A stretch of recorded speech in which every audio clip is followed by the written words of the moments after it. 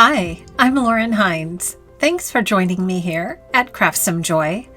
This video is part of a new series on scrapbooking basics, which includes tips and techniques for building simple, easy, and timeless scrapbook pages. Today, we are going to focus on border building, and I will share border sketch number 1. This is my very first in the series of my border workshops. I'll give you step-by-step details on how to build this type of border, and then share some examples of other borders using this sketch. And just so you know, the handouts for this border sketch number 1 will be available to download on my website at craftsomejoy.com. Okay, so let's get started. This type of border is what I call a negative space design, and I'm going to show you a few examples of borders that I've already created using this type of design. It uses layers of different papers and a punch. So you can see right here at this punch out design that it is actually a negative space. So what I did is included foam squares in this design, and that lifted the very top paper so that you get that dimensional look to your border strip. Now this is a really easy technique and something I think that you might find is really fun to do on other border designs. This is using one of the new spring leaf punches, and there is also the new 5-leaf punch, and the 5-leaf punch also creates a great border design using this technique.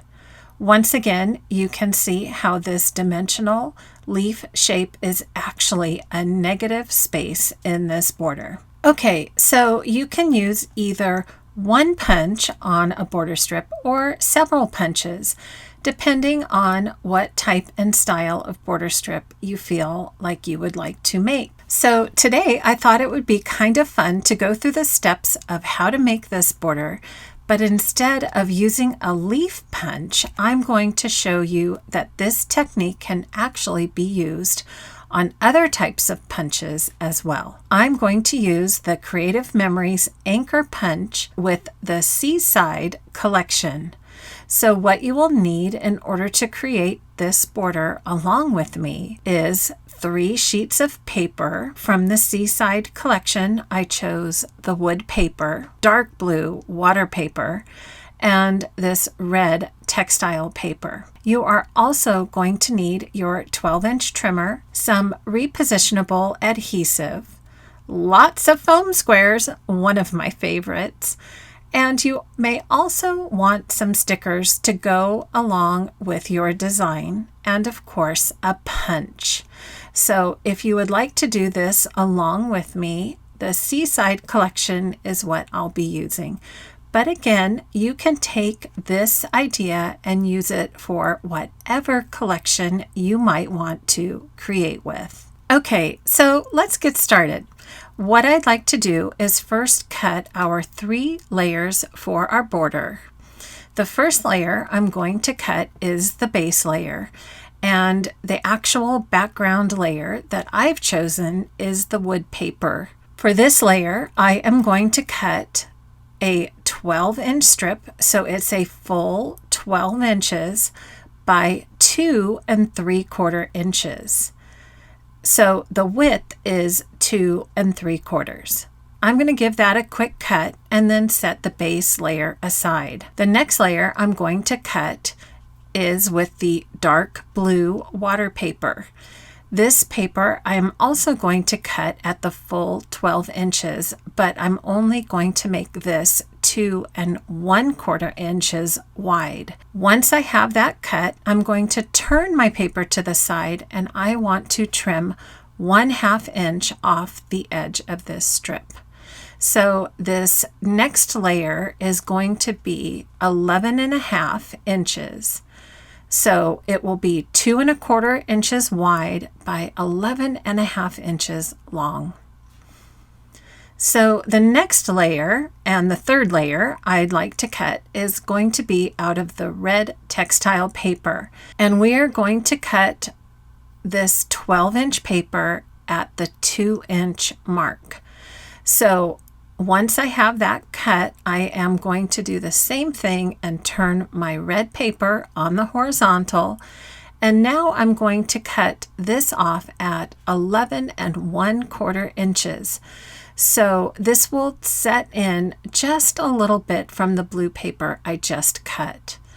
What you'll notice is when you do these type of cuts that it staggers the layers really nicely. Okay, so now is the fun part where we actually get to build the border and play with the negative space component. First, in order to help keep things where they need to be, I'm going to have you just lightly adhere the top layer to the middle layer with repositionable adhesive.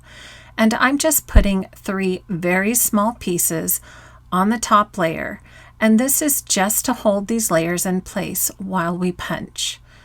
And we're going to be taking these layers apart in just a minute. So once you have these top 2 layers nice and straight, we are going to make those punches. And a tip that I just want to share is that you may need to adjust the size of these top 2 layers according to the size of punch that you are going to use. So of course, if you're using a larger punch, you will need to make these borders a little wider so that your punch will fit on the border strip. So what I'm going to do in order to create the punches with the anchor punch for this border strip is actually turn my punch upside down. And then I'm going to line up my border strip with my punch so that I can see that the anchor is centered in the middle of that strip. So once you can see it's pretty much in the center, give it a punch.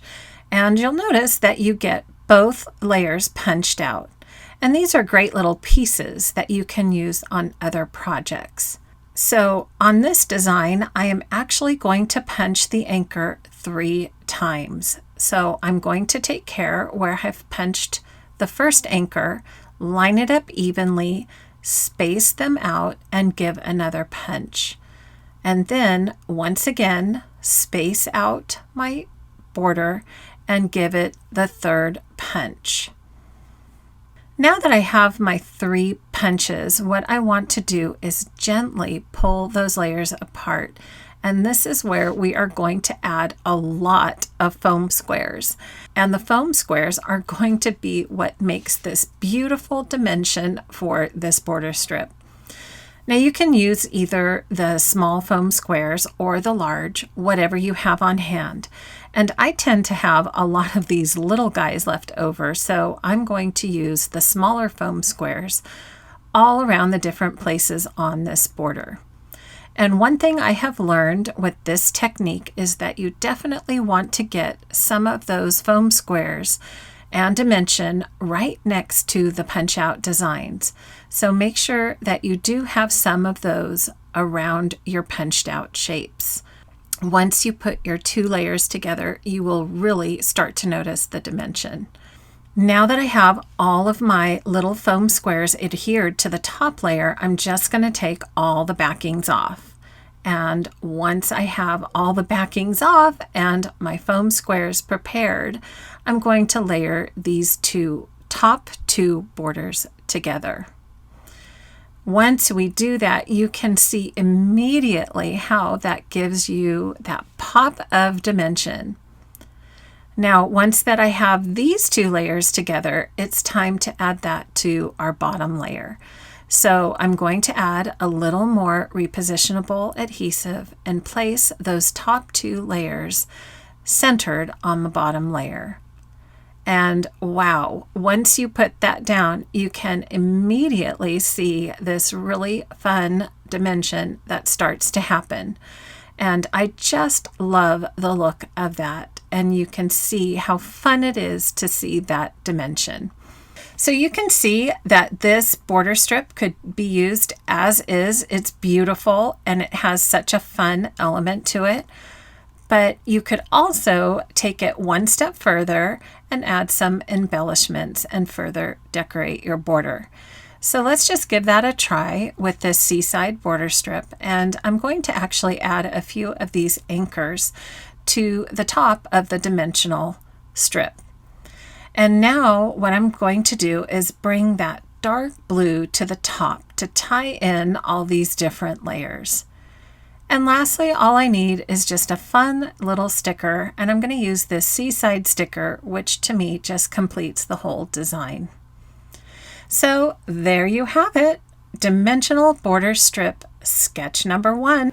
So thank you for joining me for this border building basics tutorial today. I hope you had some fun, and if you've enjoyed this video, I'd love to hear from you. So please leave a comment. Thanks again for joining me, and until next time, I hope you take time to craft your joy. Bye for now.